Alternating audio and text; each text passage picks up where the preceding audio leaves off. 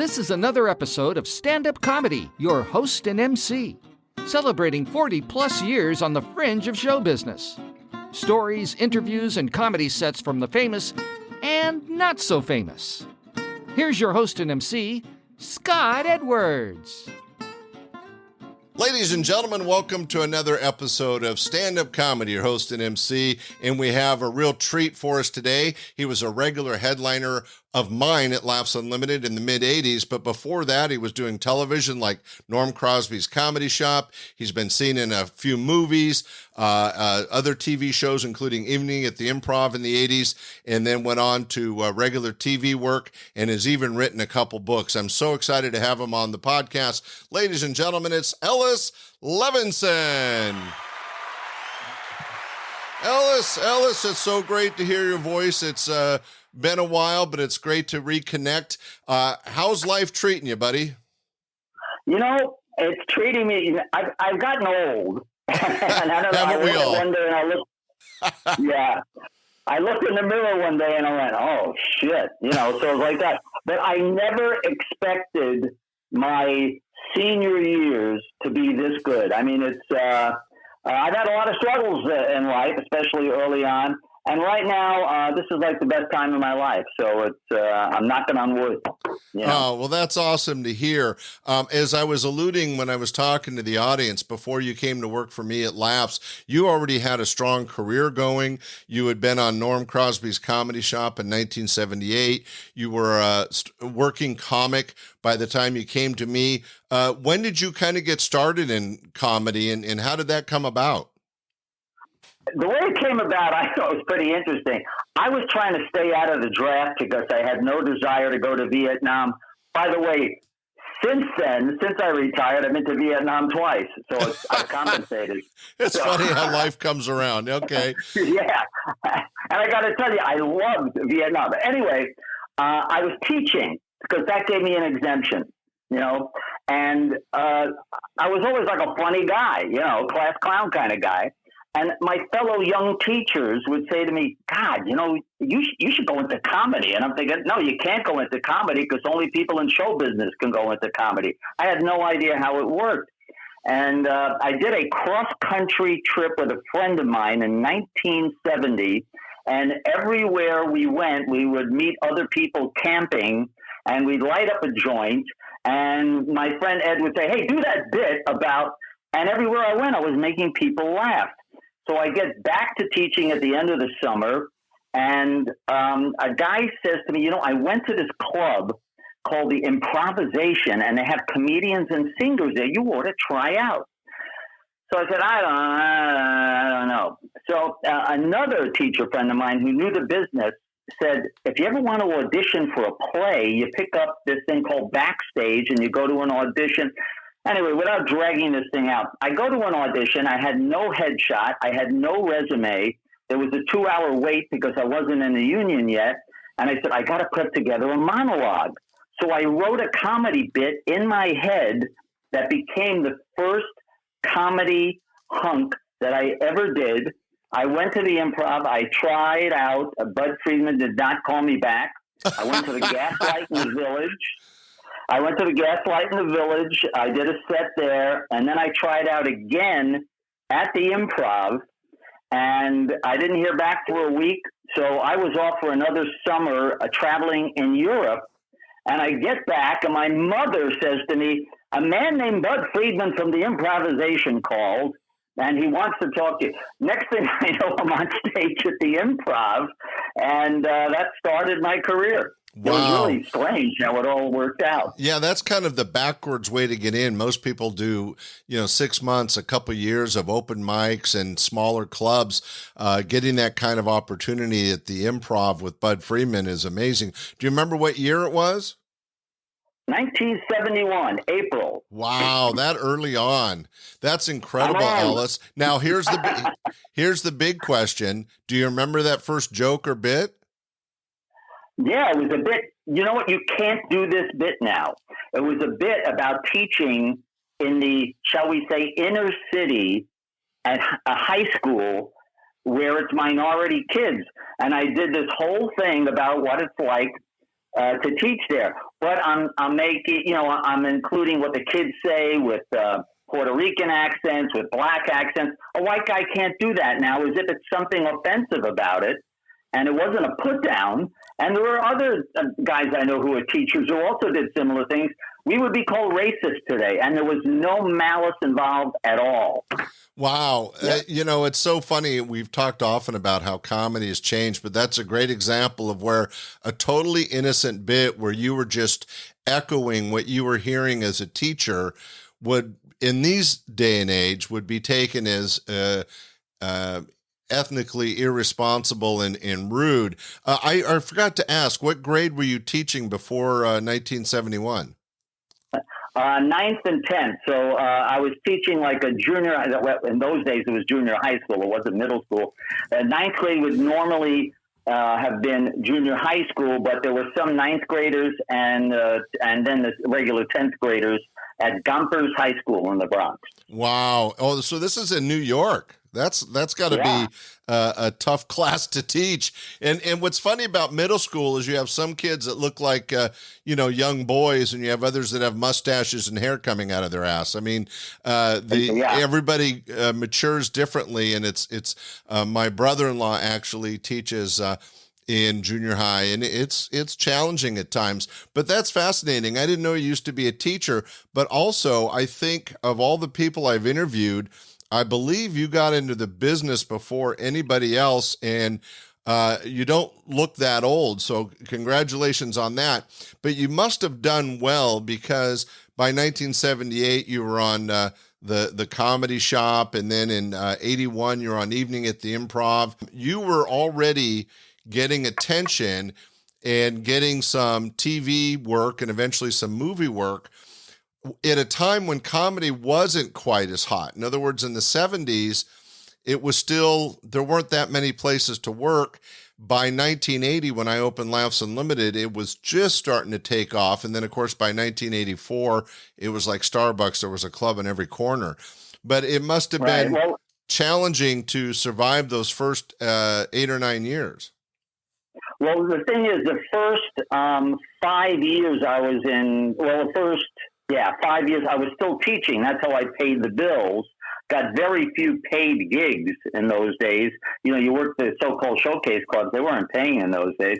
When I started emceeing at the Comic Strip, which became my home club, and of the original clubs, there was the Improv, there was Catch a Rising Star. That came along a couple of years after I started at the Improv, and then eventually the Comic Strip. The Comic Strip became my home club. It's the only one of the three clubs that is still existing, the Comic Strip, and the last of the owners just passed away this last year, Richie Tinkin, and they were great to me. So then I would become an MC, and as an MC, you start getting paid. So I made a little bit of money, just basically cab fare. And I was one of the first to ask for money, because in those days, if it was winter, you don't want to take 2 buses to get to this place because it's cold in New York. And I talked to these guys and I said, I'm hearing that people are calling the club saying, is Ellis Levinson performing this weekend? And if people are coming in to see me, don't you think you guys should pay my cab fare? And they said, okay. And so I sort of broke the ice in a way. Wow. Yeah, that's funny and double entendre. Well, the interesting thing was that but we should explain to the audience, this is in New York. So this was before Bud moved his club out to LA. And those were the hot clubs in the 70s. Some of them went into the 80s, but a lot of the business and yourself shifted out to the LA area, right? When did you come out to the West Coast? I came out of it initially in 77 just to see how it would go. I did a set for Mitzi. She already got a recommendation from the owners of the Comic Strip in New York, and I was in. That was easy. And then I became a regular at the Comedy Store and at the Improv on the West Coast. And meanwhile, back on the East Coast, Bud Friedman's ex-wife had the Improv there. It's long gone now. And so I moved out permanently in 78, in January of 78. I mean, I didn't know all this history on you. You really were part of the initial grab of this art form being taken from something that was entertainment between strippers and jazz bands to a forefront entertainment through these few clubs that you've name dropped. And this is still a few years before comedy really took off. I mean, when I opened Laughs, it was the 12th full-time comedy club in the country. And like I said, 4 to 5 years later, it was really just, we called the 80s the rock and roll of stand-up comedy because it was this huge wave of attention and money and success. But that's Right. incredible. Now, I know that you came to work for me in the early to mid 80s, and you were already a headliner and doing a lot of work. Do you have any memories of working Laughs Unlimited? There are, first of all, the answer is a big yes. I think I headlined there like 5 times, maybe 6. And I'll tell you, and don't feel bad about this.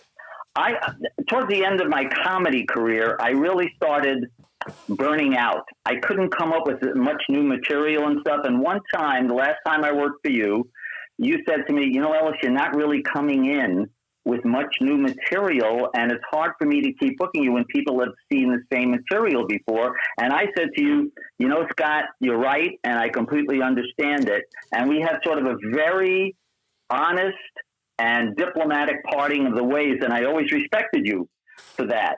But I remember the sets I did. There are certain cities where you just tend to do great. I mean, if you're Robin Williams, you did great anywhere you went, But there were certain cities for average comics like me where they love you there. And it was Sacramento, Cleveland. I killed in Cleveland. and the comic strip was my home club in New York. Anytime I went there, they gave me the primo spots. And the other one that I always think of is Amarillo, Texas. Wow. Believe it or not. Yeah. Yeah. Well, I'm sure some people. Panhandle of Texas. Yeah, and I'm sure some people in L.A. and in New York would find it surprising that even Sacramento was on that list.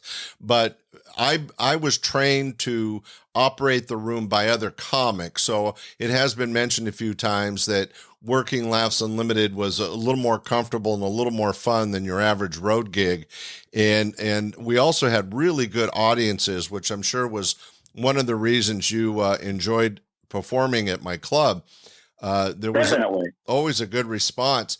And I don't remember the diplomatic conversation, but I think it's important for the audience, my audience, to hear that one of the things that I think made me a success was that I was always upfront and honest with the entertainment to support them or to make important decisions and stuff. And it sounds like in that 85, 86 range, you were already starting to change direction. For example, I know you were on the TV show Misfits of Science around 1985, and you were doing a few movies. That's kind of exciting. How did you shift to TV and movies from the stage? Well, I was always an actor. In 1973, which was my greatest year of acting, I was always going to auditions in New York. And there was an audition for, by the way, I don't know if you remember, I used to do a Woody Allen impression. Oh, yeah. And when I did it, when I started doing it, nobody else did Woody Allen. I was the only guy. And I'm immodestly going to say, I don't think anybody's come close since, but they were casting a dinner theater version of Play It Again, Sam. So I went in, I auditioned for it, and I got the job. But also, there's an Elizabethan dinner theater. There was in upstate New York in a town called Gilbertsville, and they had a repertoire company. And I was hired to teach the cast how to do improv. So I went up there for a couple of weeks. I taught the cast how to do improv during dinner. It was an Elizabethan dinner, believe it or not. And then I was going to come back after I did Play It Again, Sam, to be part of the repertory company. So I was in upstate New York. I did that for 2 weeks. I came down. I did Play It Again, Sam. And then I came back up to Gilbertsville, and the cast auditions for the various roles and the plays they do for the summer. And unbelievably, I got cast as Petruchio in Taming of the Shrew. So I went from doing Woody Allen to the romantic lead in a Shakespeare play in the same summer. That's acting, Alice. That's acting. Yeah. And I said, you know something? I got frickin' talent. Now, I don't want to put you on the spot, but do you have any Woody Allen in you? Yeah, sure. Let me make sure I've got it right here. I'm unbelievable in bed. My honeymoon night, making love to my wife. She gets out of bed, gives me a standing ovation. So that's really fascinating. So you were doing some acting that transferred into stand-up comedy, and then in the 80s you kind of fell back on acting and ended up on a couple TV shows, and you ended up doing I believe 3 movie spots. I don't know if you know what, I don't want to overblow this. I got bits in acting here and there. I got a small bit on a thing called Delta House. By the way, have you ever seen Marathon Man? About 5 minutes into the movie, I have no lines, but I get a close-up when these 2 old guys, one is bashing the other guy's car, and I'm the witness, and I go, look at me, I got the whole screen. I didn't do too much acting per se. I think the biggest role I had is in On Wings of Eagles. It was a 2-part television movie that starred Burt Lancaster and Richard Crenna. Oh, right. Richard Crenna, right. And believe it or not, Richard Crenna, who was about 6'3", played Ross Perot. That's for those funny. who don't know, who Ross Perot is, he ran for president, third party. He was about 5'5". So Richard Crenna, this real tall guy, was playing Ross Perot, who nobody knew what he looked like in those days.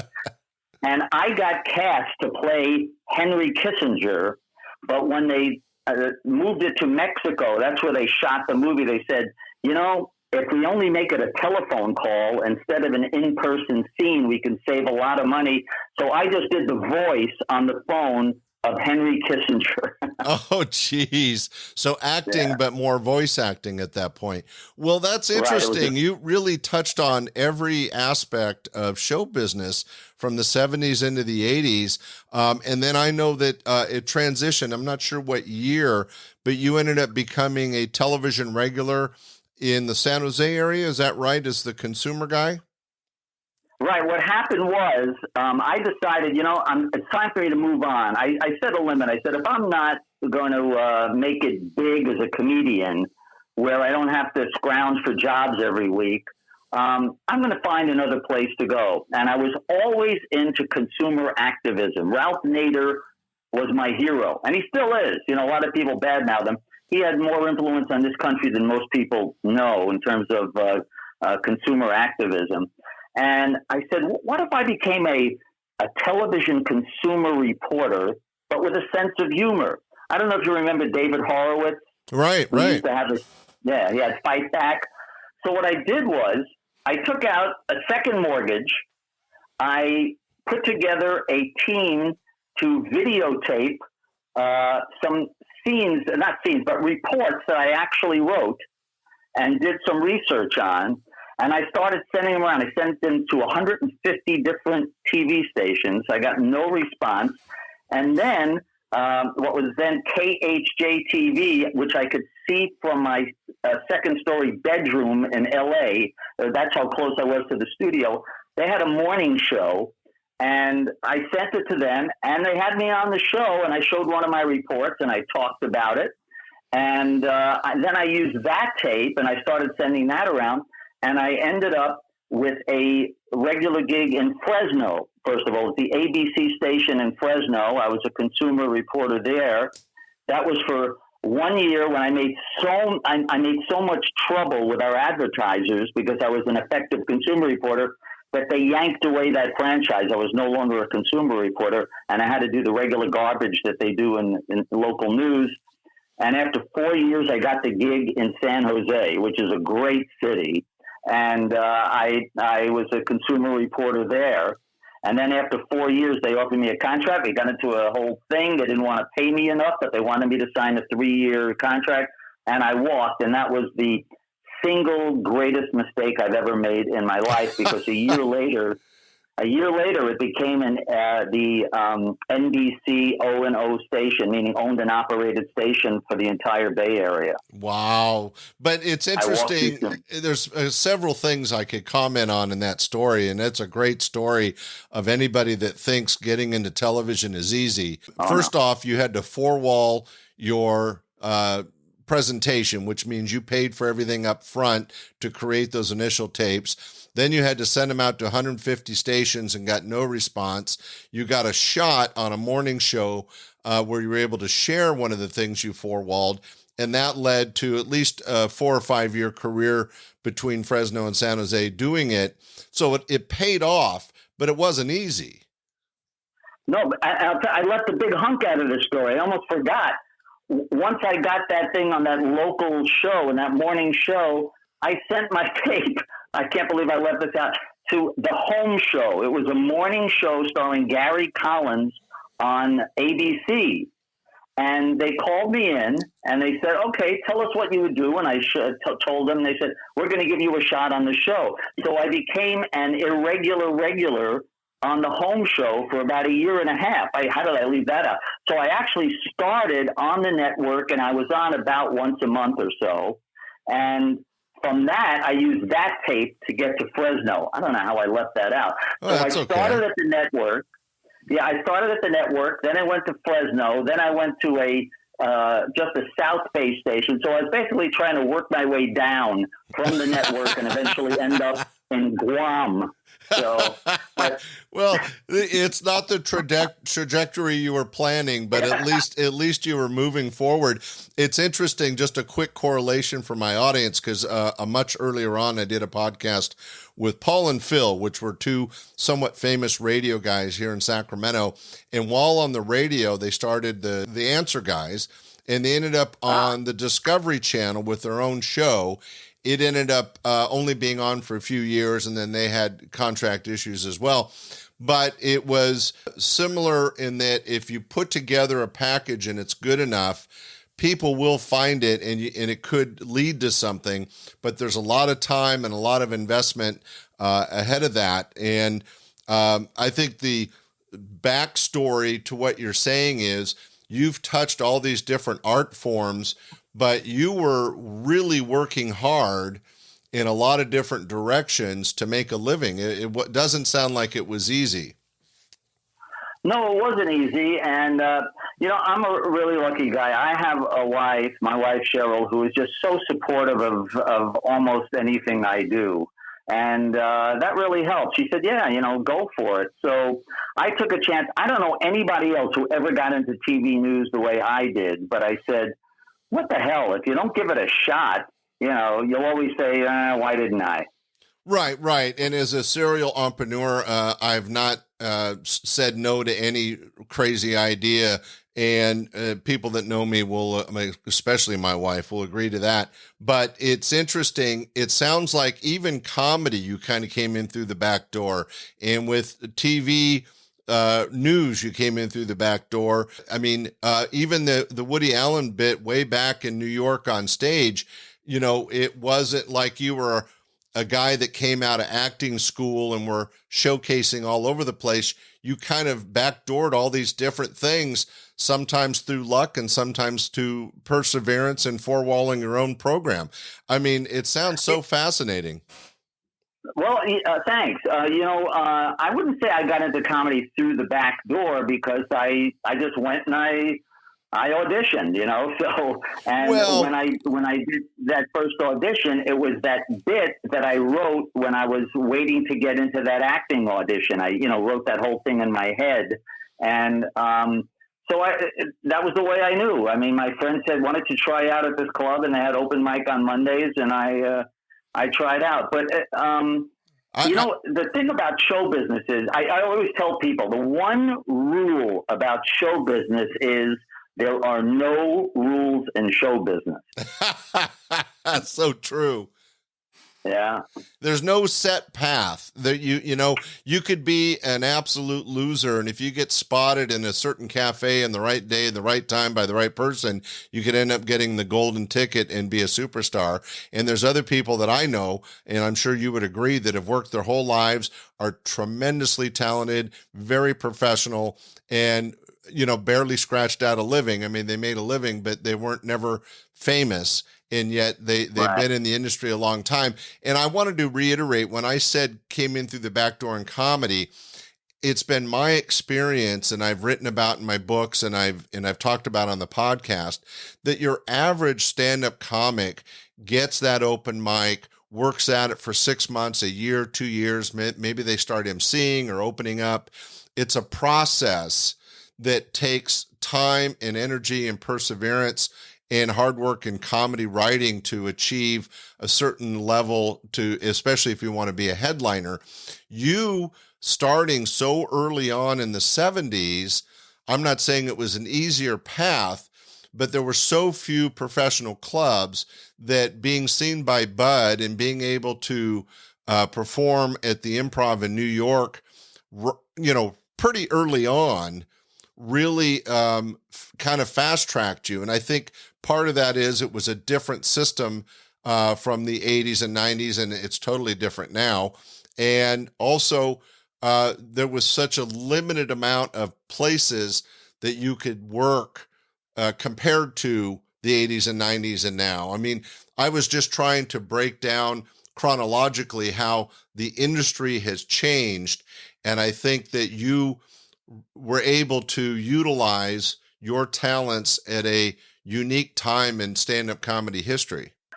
Yeah, I guess so, because before the Improv, the only places to work in New York were the, like the small clubs in the Village where Lenny Bruce and Woody Allen and Joan Rivers, they started at places like the Gaslight, and I guess the Village Vanguard and the Village Gate, and whatever you could grab, and then hope you get the exposure to TV. One of the things that makes it much tougher to get that exposure on the big shows, there are so many comedians out there, and it used to be there were a few places where the bookers could see you.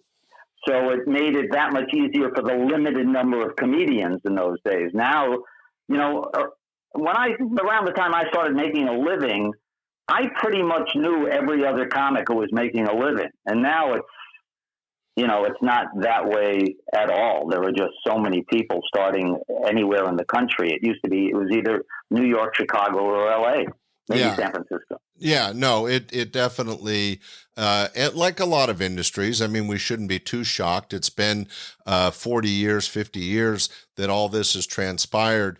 But still, if you're in opera or theater or an orchestra, earning the first chair or getting on stage as a lead actor is pretty much the same now as it was 20, 30, 40 years ago. But comedy as an art form has really changed and morphed over the decades. I just wanted to touch on that because for me, it's interesting. I hope for my audience, it's interesting. But if you step back and were to look at a 50-year history of stand-up comedy per se, we're not talking comedy actors or funny films or TV shows. We're talking about stand-up comedy. It has so different from the 70s, and then it changed in the 80s and 90s, and then it changed in the 90s and 2000s, and now it's such a different thing that if you were to try to go out and reinvent yourself, you wouldn't recognize the stand-up world. I think it's very true. I think the quality was better back then. It's easy for anybody to say. When I was a comedian, things were much better, but there was more thought in it, more cleverness. I mean, not everybody, but generally speaking, I feel the same way about popular music now. I just feel like, in the 70s and the 80s, the 60s, there was so much sophistication mixed in with the happy music. And now I hear very little of it in new music. And I sort of turn my back on it. I have no interest in rap. I go, to me, music has to have a melody. If it doesn't have a melody, it's just poetry, and then you add a beat to it, you know. It's those guys that do the free talking with a little music behind them. It's not really orchestrated music that you can dance to. Yeah, you know, sometimes I'll be sitting at a light, you know, with the windows open, and there's a guy in the car next to me, and he's got rap on, and I'm going, that's the same song that the last car had and the car last week had. It's just they changed the words. There's only 3 rap songs. That's it. And then they changed the words to I can't call it a melody. Yeah. Now I sound like an old fart. I know it, but no, I think it's interesting. And just to keep with the correlation I was saying, music has changed over the decades, yet becoming a professional musician is still pretty much the same now as it was in the 70s. And you can't say that about comedy. But let's move on, because you are even more fascinating and have more talent. You've actually authored a couple books. In the last couple decades, you put together Enough of Us is the first book you did, and that came out when? That was the second book. Oh, Enough of Us was the second book. Okay. The first book was on hiring contractors without going through hell. That's right. I decided to write a contractor book because I thought maybe that would help me get a job on air. So I submitted concepts to various agencies, and one, just about the last one I could have reached, a woman and her husband in Connecticut who had a writer's agency. She said, "Okay, I'm going to shop this around and see what I can do." It was just a concept. And it was an all comprehensive book on hiring all kinds of, or on dealing with all kinds of consumer issues. She came back, she says, I have one publisher who's interested, but they want it on one particular subject. And they suggested maybe hiring contractors because everybody has trouble hiring contractors. As a matter of fact, as we're talking, I'm in the middle of settling a lawsuit with a contractor. So I said, okay, I'll give it a shot. And I did my research, and I wrote the book, and I put jokes in the book so it's not too heavy, and I made it a little tongue-in-cheek. And that publisher said, okay. And it was a small publisher in New York, though, Walker and Company. They've been absorbed by another company now. And that book stayed in print for 15 years. They did 4 printings of it. So, wow. And that came out just around the time I got my first newsroom job in Fresno. Yeah. That's incredible. And then when did you and your wife collaborated on the second book, didn't you? Right. And that one, I have to admit, is self-published. It was hard to find a publisher for it. But it basically, the subtitle, the name of the book is not hiring. The name of the book is Enough of Us. And the subtitle is Why We Should Think Twice Before Making Children. And sounds very pertinent. It's a serious book. What's that? It sounds very pertinent. People, there's a lot of great kids, but a lot of bad parents. Well, this deals with all of the ramifications of having children. And the most common response, if I ask, people say to me, how come you don't have kids? And I go, well, why would I have kids? Or I will say, well, why did you have kids? And then they'll say, and I phrase it this way, why did you want kids? And this is the response I most commonly get. Why do I want kids? Because they don't even know. Most people have kids because people have kids. And they don't even really give it any thought. I asked my own mother that once, and she said, I had kids because that's what was expected of people. You get married, you have kids. And we came from a lower middle class neighborhood, and every apartment building, in every apartment, there were 2 kids. Not 1 and not 3. Everybody had 2 kids because that's all they could afford, and it's mostly 1-bedroom apartments. And so that was the expectation, and that's what they did. And we go through all the things that could go wrong, both societally and in terms of personal life.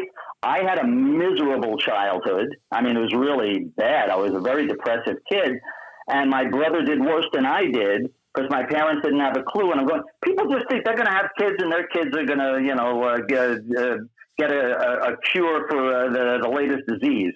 So we said, think about this. And then if you decide you want to have kids, go right ahead, have kids. But give it some thought first. I mean, people don't realize. Yeah, no, and how many? I'm sorry, 1 out of every 15 people in the United States spend some time in jail. How's that for a statistic? Yeah, no, and how many kids are born because of the whole "whoops"? You know, they were so passionate they weren't thinking, and as we used to say, thinking with the wrong head. But it is exactly. But you know, it's interesting because a lot of us strive to be parents, and it's not an easy gig, and we constantly see people that we're going, what were they thinking? And it is interesting that you wrote a book on it. Now, your 2 books, one's been in and out of publishing for 15 years. When did the second book come out? Oh, that was in 2013 was Enough of Us. And did you have some success with that? Very little.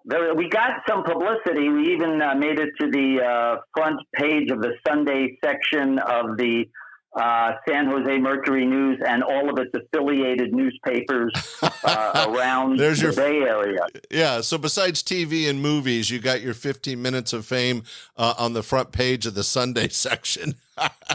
Right. So with a very nice picture, by the way. And you know, we did radio interviews, one television interview, that kind of thing.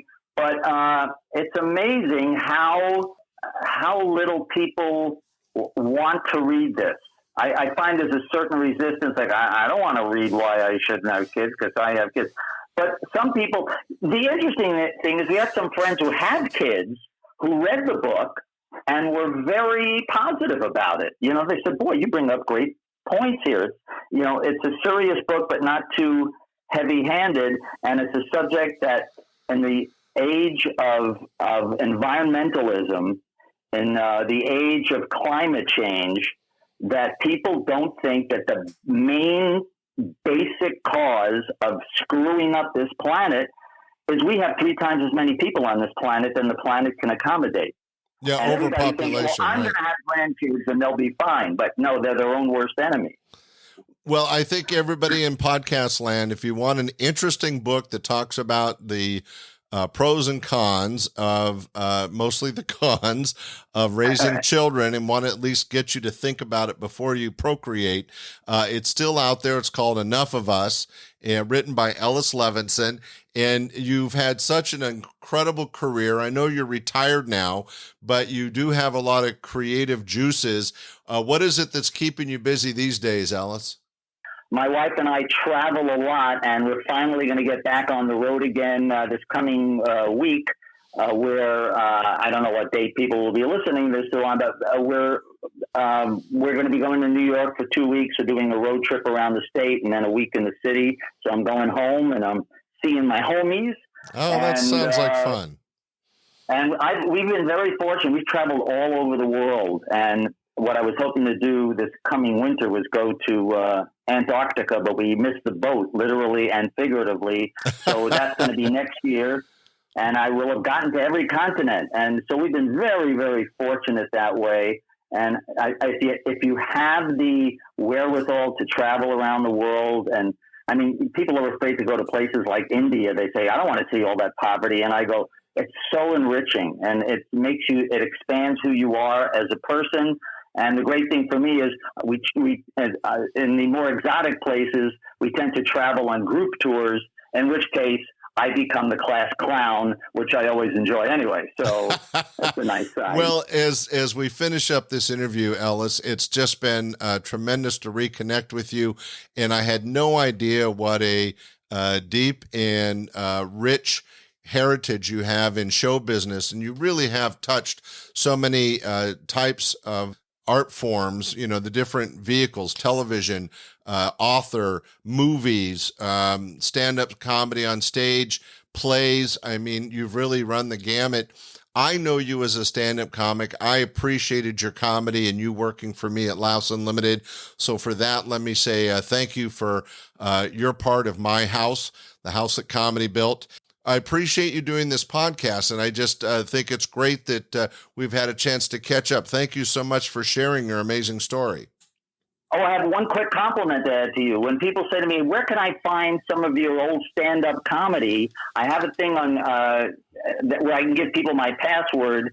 They go to Google Pictures or Google Photo, whatever it is, and the one set I have up there is a 1983 set at Laughs Unlimited, and it's a 45-minute set, so people are still watching me at Laughs Unlimited of all places. Oh, well, that's great. Well, we'll appreciate that you did that and the fact that you're keeping it alive out there. Thanks so much, Ellis, for everything and for doing this podcast. And we'll be hoping and crossing our fingers you make it to Antarctica soon. Okay, thanks. And it's been a pleasure. Thank you so much for inviting me. All right. Everybody, ladies and gentlemen, stay tuned. I actually have a little stand-up comedy by Ellis Levinson, and we appreciate Ellis and you guys listening, and we'll be back with some comedy in just a minute, and then next week with another great show. All right, here we go. Some great stand-up comedy by Ellis Levinson.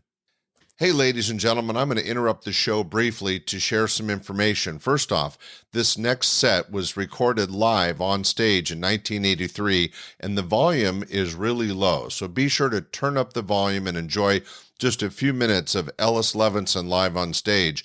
Also, a quick historical note. This was before the ban of smoking inside businesses.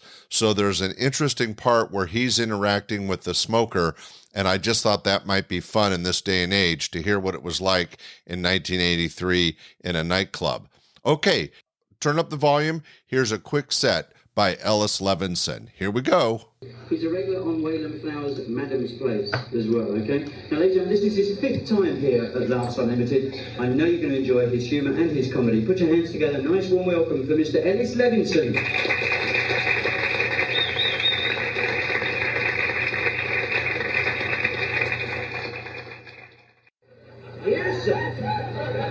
Here's something that a lot of people won't believe. So if anybody here has heard of this, will you please support me on this? I won't pick on you. I swear people don't want to believe this is true. There was a new health fad going around, like a yoga health thing, coffee enemas. Has anybody heard of this?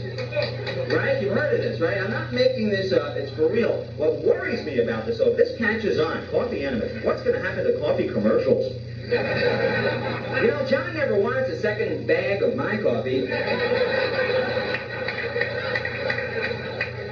There's John sitting there getting really ticked off. That's because you don't use human. Hey, calm down, John. Let's just put some sand up your ass.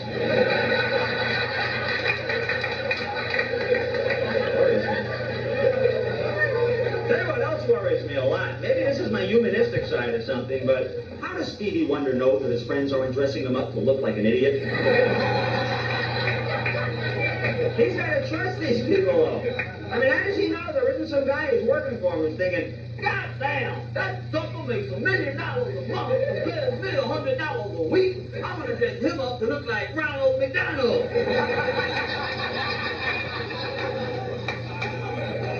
Tell you what else worries me. How far up his head does Telly Savalas wash his face?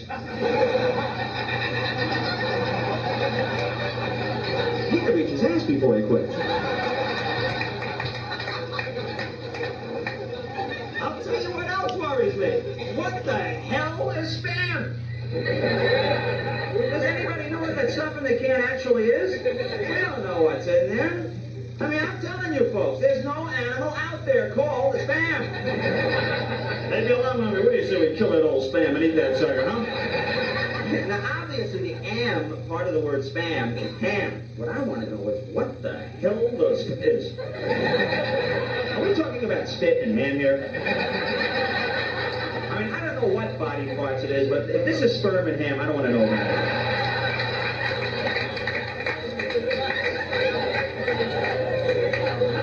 Can we have a little more smoke, please? Cancer is my hobby.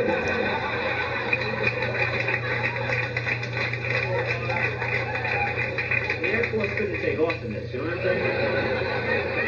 But I gotta hand it to you. You're no fool. You smoke mirrors because you want to live 3 weeks longer than your friends.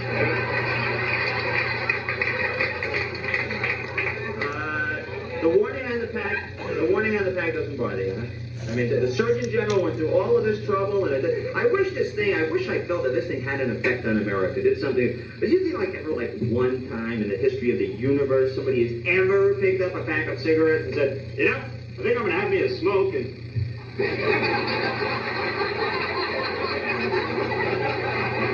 Holy smoke, there's a warning on this thing. The Surgeon General has determined that... Dangerous! Screw it, I quit. No, I'm sorry, I didn't mean to.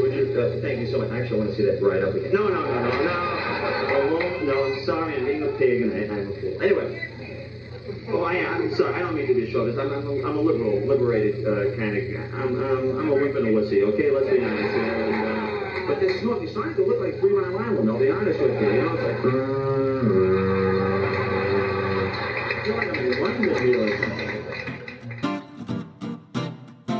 We hope you enjoyed this episode of Stand-Up Comedy, your host and MC.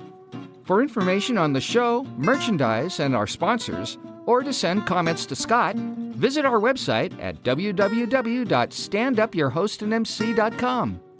Look for more episodes soon and enjoy the world of stand-up comedy. Visit a comedy showroom near you.